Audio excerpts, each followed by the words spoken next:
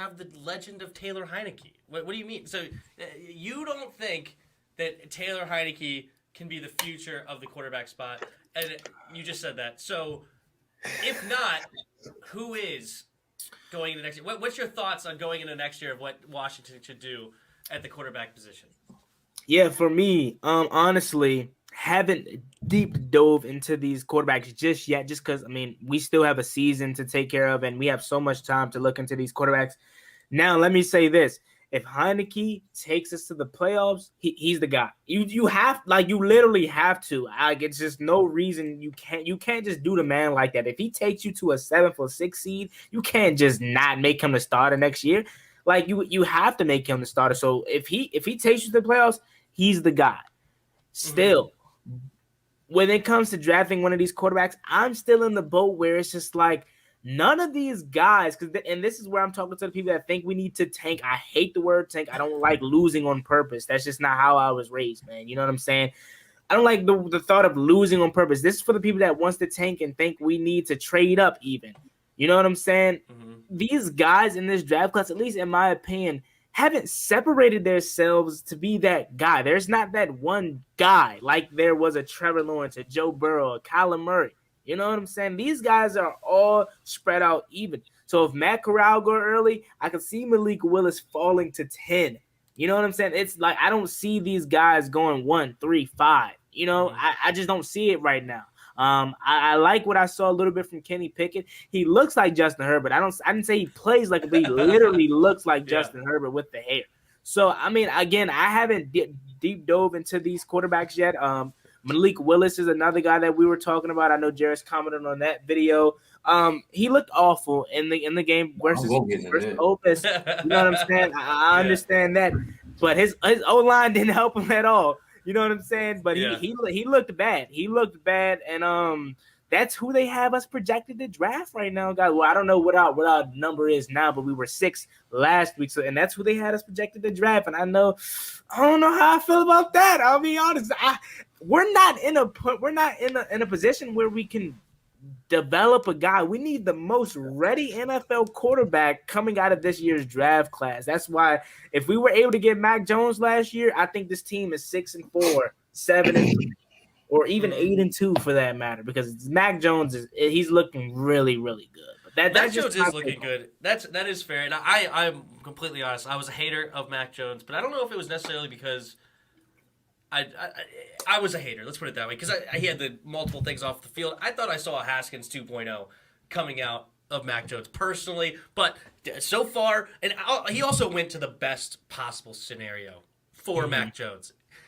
Bill Belichick, who had Tom Brady, who's playing in this era of football for a decade with a non-mobile quarterback and still winning multiple Super Bowls, going to multiple Super Bowls. So he went to the one place that continues to use a non-mobile quarterback to the best of the abilities. So for sure, I'm also on board with Taylor Heineke not being the future. I'm afraid that Ron Rivera may end up going a veteran route, but I want to draft a quarterback for sure. Malik Willis is not on the top of my list, so I hope that's not who we go with in a top 10 situation. But go ahead, Chris. What are your thoughts on this quarterback situation? First of all, if Heineke does take us to the playoffs, we're going to win a game. You don't want to play us. I know that. And if Tampa sees us, they definitely do not want to play us. Right. I can assure you they don't want to play us. I think we could be, and if we do, we pretty much seen everybody in the NFC. Outside of the Rams, we've seen the Packers, we've seen the Saints, we're gonna see Carolina, we're gonna be seeing Tampa, and we should have beat all of them. So they should all be scared of us if we get in. Outside of the Rams, we just haven't played them, and they probably too good anyway. We probably get smashed by the Rams. But as far as the quarterback go, this class, Malik Willis is terrible. I'm going to say this. He's not a quarterback. He's a football player. He is not as far as place. He's Logan Thomas. Logan Thomas was a quarterback coming out. And he played for a better school. But we all know Logan Thomas is not a quarterback. He's a football player. He plays tight end. That's what he is. Malik Willis he has, first off, like you said, Juan, if we draft him, Ron will be fired by the end of that year. Because that guy, Malik, he does not know how to play quarterback. His O-line, his first 4 sacks were all his fault. All 4 of the sacks. One, when his left tackle got destroyed on, if he steps up into the pocket, he avoids that. Why do I have to tell you step up into the pocket if you're a quarterback? That is the basics of playing quarterback. That's one. 2, to even Tim would tell you, he was improvising. He did like a spin move in the pocket for no apparent reason that got sacked. You talked about the play on your channel where he rolled out right. He could have easily threw the ball away or ran. He just took a sack for no reason. He's not good to me at all. I'm not buying a hype. When you turn it and people say, oh, he didn't have this. You lost against a hobbling Matt Corral. Matt Corral wasn't even healthy that game. Yeah. And he outplayed you. That showed me it's levels to this. You're not on my level, and I beat you on a bum ankle. And I outplayed you. Then on top of that, he threw it on his second pick. He went to the sideline smiling as if it was funny that he threw it. No. And then there's no excuses. Ole Miss is the better team. They were ranked 16th. Sam Howell beat a Wake Forest that was ranked 9 with a worse O-line and worse weapons. Then he went to Pitt against Kenny Pickett and battled him to the brink. No. I'm not giving Malik Willis that excuse. Kenny Pickett, I like him, but he's not a franchise quarterback. He's in the tier of the Matthew Stafford and the Derek Carr. You put enough around him, they can get you a championship. Mm-hmm. Matt Corral, I don't drafting him is mad because if he gets injured, it could be a whole other RG3 situation. One hit, he's done. I'm not good on that. Now that leaves me the guy that I love the most, who I believe is the most NFL ready, and that's Desmond Ridder. The only question about him is his accuracy, supposedly. That's the only question about him that I have. That everyone has his accuracy. And he's 66% this year and last year. And guess who else is 66%? Oh, Malik Willis.